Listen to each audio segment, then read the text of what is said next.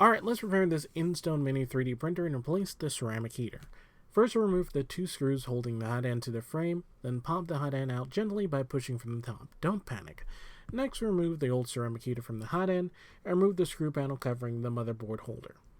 After putting that panel aside, we uninstalled the extruder and extruder stepper motor so we can have more room to remove the old ceramic heater cables from the motherboard.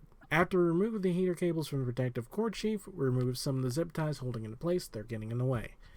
After fiddling around with that, we installed a new ceramic heater into the hot end, then cut the cord to length to reach the motherboard.